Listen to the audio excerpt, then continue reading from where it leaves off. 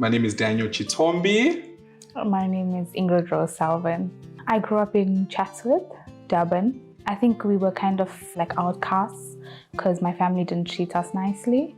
And I grew up in Zimbabwe, and I also grew up in South Africa, Richards Bay. I grew up in a very healthy household emotionally, but financially we were shambles. We both have a mutual friend. She used to come stay over and my parents weren't at home. She says, "Hi, can I bring my friend Daniel over?" And then I was like, "Oh, okay." And I've never met a black person with the English name before. So I thought it was a white guy. I was cooking and he walked through the door and he was kind of like I don't know, something happened. Yeah, first sight. I still remember what he was wearing and and he made the first move. She messaged me, she said, "Hey Daniel, do you want to come over for a sleepover?" Then I said, "Oh, okay." So usually when we like do sleepovers, it was usually me, Pixie, my other friend Dumi. So we just go to a house and play PlayStation or something or chill. And then we got to Ingrid's house and I was like, "Oh, who's this?" She's like, "No, it's another friend of mine." And then I saw Ingrid and sheesh. I didn't even look good that day. What were you making? I think it was a curry. I think so. Oh, it was delicious. Yeah, it was love at first sight. I think for me, seeing Daniel, I think first impression was he's a good-looking guy. Very playful, very like always joking about something, always laughing, and he always had his phone out to take videos. We still have a video from that day. Yes, from the day we met. Yes, and he was trying on my parents' cowboy hats and playing with our dogs and doing everything. So. Yeah, my first impression of Ingrid as soon as I walked into the kitchen, I was in love. If he was really playing with her parents' cowboy hat, don't let your parents know that, especially if they're racist. But it just shows you so far, before we continue, that you can be in a racist environment, you could have all the ideology and teaching to go a certain way, and then it can just go like that. Because what are they saying? They have a mutual friend, and their mutual friend connected them. She's been raised in this sort of racist environment, or maybe she's going to say the racism became clear after, because she said she's never seen a black person before, at least with an English name. So she's all over the place, and then she sees him and she's like, he looks good and he likes her and all that kind of stuff, and the rest is history, as they say. But this is interesting on so many different levels, because it reminds you that racism isn't innate. We're not born racist. Racism is trained. Racism is taught. Racism is something which is spread around like a virus. You don't know someone, you don't know anything about them other than the fact that they have a specific skin tone, and you treat them away because of that. That's evil. That's the epitome of wickedness. You haven't let the person say anything, do anything. You haven't made a judgment on them based on their character or based on what they're saying. It's, you look a certain way, so I'm going to treat you a certain way, which again is evil. But let's listen. Ingrid was my first ever girlfriend, ever. I had never dated anyone before her, and I was 21 years old that time, right? I went into the kitchen, I saw her, and I was just mesmerized. We spoke a little bit, and yeah, the whole time I was just thinking, okay, this is the person. I asked her out for food the next day. It was her first date ever, by the way. It was. Oh, I was so shy because I don't eat in front of people. Yes. So I didn't even finish my food. She kept eating like this. Yeah, small. We dated a little bit, and then they moved to Joburg, and I was all the way in Richards Bay. So the distance was not working. We couldn't deal with a long distance relationship. So in 2022, December, we broke up. March 2023, there was a Bethel music concert that was happening in Pretoria. Saw her for the day, and then I left. We just spoke. A couple of weeks later, she came to Richards Bay because it was her brother's birthday. And then I went and saw her at the B&B that we're staying. We were just talking all night. And then when she was supposed to go back home, she called her mom. I don't want to come back with you guys to Pretoria. I think it was a couple months after then we had actually moved in together. Like properly. Ingrid stayed in with a friend, and then I moved in, and then I got another place, and I was renting with my other friend, Andumi, so we split the rent. So we were hustling. We really started from the ground level. That's when I was only earning 4.5. Before we met each other's parents, Ingrid's mom, I met her 2 days later, when she came back from the business trip they went to, I was working at Verymark at that time, and I was sitting behind the counter. Then I saw this one white lady just walking full speed to me, and I made eye contact with her, and I could see she was coming up to me, and I was worried. I thought maybe it's like an angry customer coming to me, and then she walked up into the shop. It was during COVID, so I was wearing my mask, and then she came, she grabbed my mask, she pulled it down, she looked at me, she went, oh, you're good looking.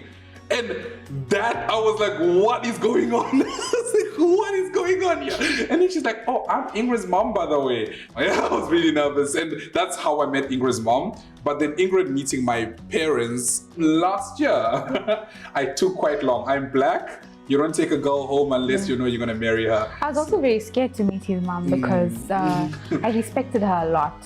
There was a lot of stories that Daniel told me. But you know, stereotypically, they say mums are the easier ones to win over. Typically, sometimes you have difficult mums, but mums, they're not really going to give you too much trouble, man. But about her, so I felt that she would notice things about me that I didn't like. Well, as soon as I told my parents I'm in love with this girl and she is half white, half Indian, and then my mom met her, my mom loved her too. Yeah, my family is very accepting of her. There was 0% backlash. My family, of course, they are racist, so they weren't very accepting of Daniel. I think it was the random comments sometimes towards either him or black people, and how we dealt with it. I cut them off. Someone in my family did tell me that I could date anyone I wanted. I could even be gay, but they would prefer if I didn't date a black person. And the person just think about that for a second, guys. You could date anyone you want. You could even get caught up in the perversion of sodomy, homosexuality. You could even do that. But don't get into a relationship with a colored person. So you see earlier on when I was saying that racism is wicked, it's evil. Wicked, evil stuff will destroy you. It will just totally scramble your thinking to the point where it's like nonsensical.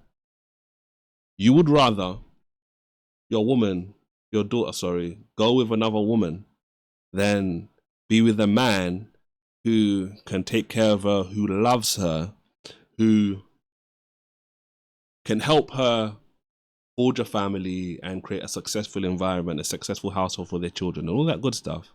But they would rather do something like that, which is mind-boggling. But this is like wicked thinking produces wickedness and just folly, and you're not going to go far in life with this sort of thinking. I was supposed to spend Christmas with them, and tells me, no, we would prefer it if you came, but you leave Daniel at home because this other person is not comfortable being around black people.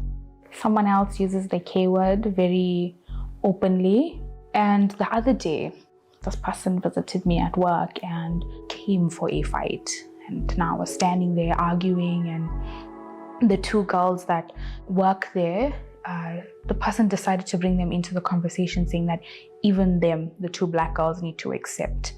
They tell me black people need to toughen up and get over racism, and that she can't feel like she's walking on eggshells because black people take everything so sensitively. Now,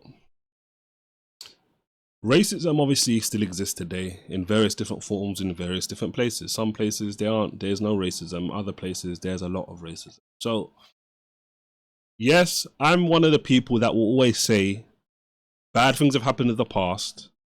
Terrible, destructive, deadly things, devilish things have happened in the past. But we cannot allow previous things to destroy our present and our potential future.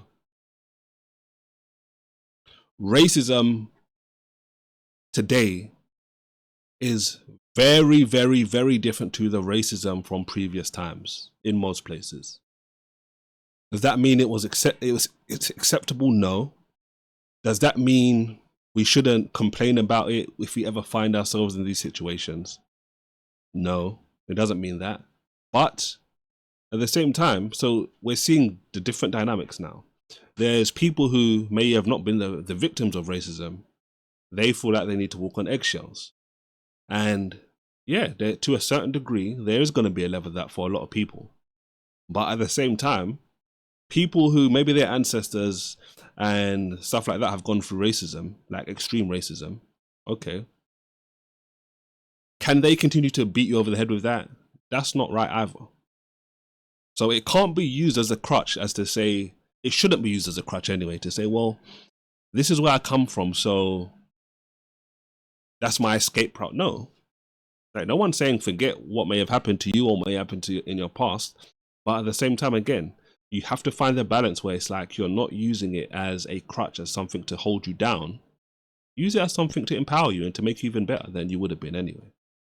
Let's keep going. One incident which threw me over the rail, which, because I'm very calm. This person, right, they found shoes at the beach.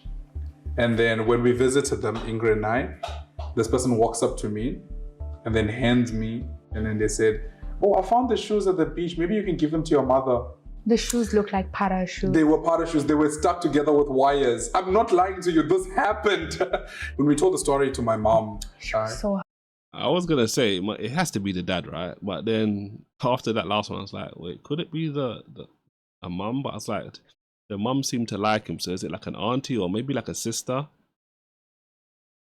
You see, like, imagine that, guys. They went to the beach, found these busted up, broken shoes, and took them to him. A guy who's obviously seems to be doing decently. He's obviously got footwear. What? Go and take these to your mum.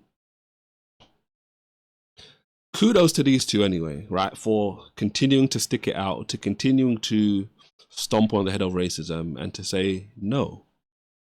Even if there's racist people around me, that isn't going to stop me from pursuing a relationship. Hopefully it turns into a marriage sometime soon if it hasn't already. And they build a successful family which continues to populate good norms, good ideas. And on that note, guys, we're going to wrap it up there. Don't forget to like, subscribe, all that good stuff. And also, most importantly, don't forget to react righteously. God bless.